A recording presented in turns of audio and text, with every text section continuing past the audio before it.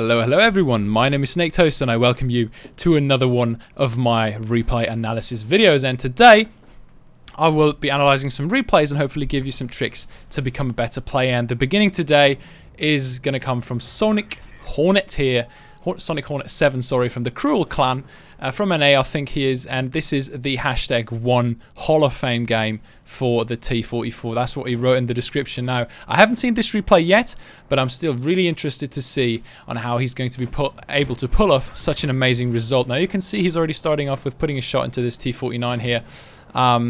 He is playing aggressively here, and he does make a little bit of a mistake in my opinion here, because he is exposing himself to the T20. You can see here he bounced one, took another one. He could have avoided taking those shells had he stood back a little bit more, but nonetheless, still a really good result. The T20 misses his shell, and he manages to put another one into him, which already puts him on 1,160 damage, and the game is barely a minute old now. Another one into the M41, manages to pull back quickly, gets the bounce. That is nice play. However, that peak, I don't really agree with that play. I mean, it's not bad, like you're not taking that much damage because the enemy tanks don't have that high alphas, but side scraping off of that corner I think would have been the better play. Nonetheless, I mean, having done 1,700 damage, I guess there's not all too much to criticize there. Now, takes another one from the M41 Bulldog. Notice something negative here is that he's been trading always 1 for 1, so he's always been doing 1 shot of damage, but he pretty much always took 1 in return here. Again, these are not amazing trades. I think he could have done the same damage with a little less damage. However, still good decision making here. Pushing in, that is definitely the correct play to make. Going forwards there, allowing basically allowing his team to take the left side is completely the right thing. He also focuses that T95E2, manages to get him down to a 1 shot, and his teammate takes him down. Now it's a 5 versus 3 situation. So far, this is looking really good. However, the enemy team do still have a Tiger P, and that tank can be dangerous because it's got a really good DPM. Gets a little lucky there with the aim, but yeah, nonetheless, I don't think he's not really going to sniper mode much, is he? Anyways, I am using the fixed camera, so I think he doesn't really play with a lot of sniper mode. Anyways, did 3,200 damage, and there we go. Finally, some sniper mode action. There we go. The 25 bounces off of him, but he is kind of aggressive here. I mean, this E25 could pen him, so he could have taken quite some damage here, but he doesn't. So, you know, still a good result. Now he's circling this lurver. This lurver, you can see he is quite confused. He's trying to turn around him. Now, Sonic makes an absolutely beautiful play here to try and circle of death this lurver, to basically go around him and try to avoid taking shots. However, he still takes a shot from the C25, who relocated, who tracks him again, as I mentioned, auto aims the lurver, and now he's going to have to run away from the C25, and yeah, he's going to die there. So quite a few misplays. I think he could have kept his health had he maybe hid behind the lurver. Even though the lurver penned him, he could have maybe hidden behind the lurver, and then he may have been able to avoid one or two shells. But nonetheless, still 4,400 damage. That is a good result in any tank. So you can see here he did get the ace tanker. Have a look at the team score. I mean, you can see that he did a little less than 50% of his team's damage, but pretty much 50%. So he's really pulled the biggest part here, as you can see. The guy with the second most damage in his team only doing 1,400. That is not really much. So those 4,400 have definitely been a big carry. So that was it from Sonic Hornet. And now let's jump straight into the next replay.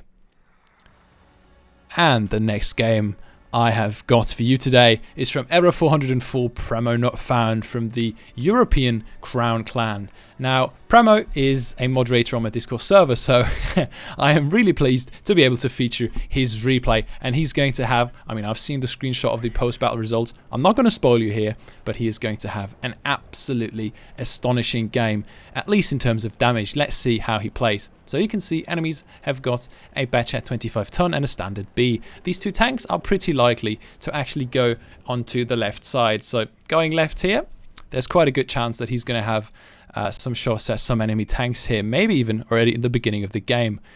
Okay, so the standard B and Batchat have gone on the right, so this makes it really likely that all the enemy tanks are actually going to go on the right side, which is exactly what happens. So he decides it's time to move forwards, which is absolutely the correct play to make here. He could be staying where he is now and try to take some cross shots into the right side. However, he decides to advance a bit and support his IS-4 body here against the C-100. Puts a big ol' AP in the side of the 100, doing 670 damage. That is 30 higher than the Alpha. So that's a good roll here to start it off with. And he is reloaded. Now, since he's in the cap circle, he's going to slowly but surely create some pressure on the enemy team. Gets a little lucky here. Actually gets lucky twice to set that E100 on fire and to actually make that E100 bounce. So luckily for him, he did damage worth of, well, he did 3 shots worth of damage while having fired only 2. So that fire definitely helped him out here. Now he's going to probably go for the kill on this E100. He could easily kill him with a HE round. This is what he does. Boom, there we go. Well played to him. Now, I think that it is the correct play to make some pressure here on the left, which is exactly what he does. Now, why is that? Well, this Batcher here, he is alone, and Pramo, or Arrow 400, I'm just going to call him Arrow. Yeah, Arrow knows, oh wow, Arrow knows that he can basically, that he can basically just punish this Batchat because he is alone, which is exactly what he does. Gets the max roll in with a big ol' HE in the butt of the Batchat. Over 1,200 damage with 1 shot. That is absolutely brutal. Gets the track shot on the side of the IS-4, making him use his repair kit. Absolutely beautiful. And now the enemy team, they don't really have any structure or organization. They're pretty much all a little bit separated, so he can just really go ahead and try and pick apart this IS-4, which is what he does. He did drop his adrenaline. Now his adrenaline is on cooldown though, and he sees this IS-4 on his left and just gets the reload to put his shell into his side. Tracks him as well. Very nice play. Now, this IS-4 on the right here, he could and probably even should have punished him, but he actually makes the right play to take down the other 268 from Pramo's team. And Pramo, oh wow, I mean, he is getting lucky with those reloads. You can tell me what you want, but these reloads just finish off when he's able to basically pull the trigger at the last possible second.